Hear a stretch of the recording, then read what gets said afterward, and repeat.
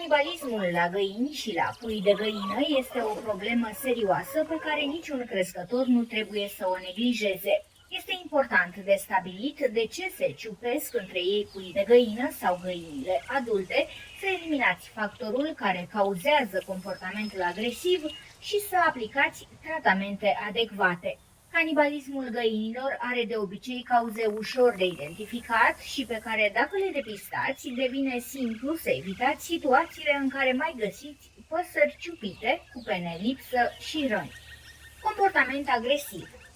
Unele păsări sunt pur și simplu agresive. Urmăriți atent comportamentul găinilor atât când acestea vă simt prezența, dar și de la distanță, când nu știu că sunt urmărite. Veți putea identifica păsările care atacă și care manifestă agresivitate față de găinile sau puii din jur.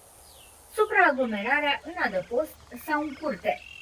Dacă aveți prea multe găini într-un spațiu restrâns, acestea sunt nevoite să își facă loc ciupind păsările din jurul lor.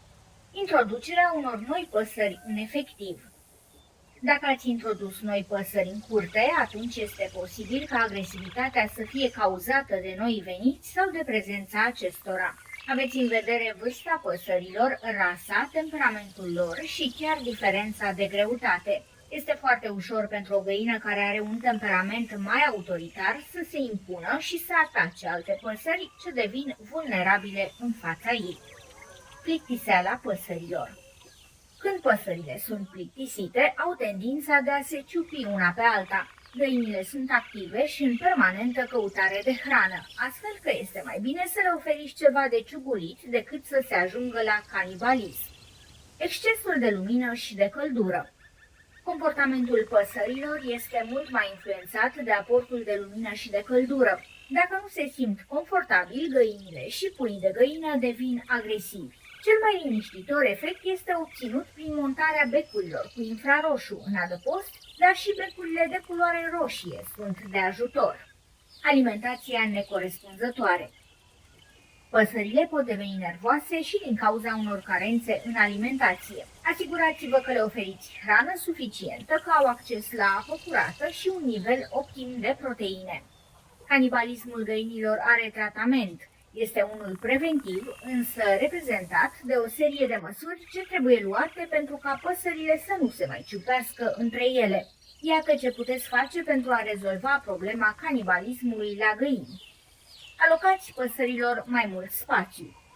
Dacă ați crescut efectivul de găini, acordați-le și spațiul de care au nevoie pentru a se mișca în voie. Dacă au libertatea și nu se simt înghesuite, păsările nici nu se vor ciupi între ele pentru a-și face loc. Posibilitatea ca păsările să se plimbe în voie, în spațiu liber, să aibă acces la iarbă, le oferă acea liniște, dar și ocupație care preîntâmpină incidentele în efectiv. Măriți adăpostul găinilor și puiilor de găină. Și păsările înghesuite în coteț devin agresive.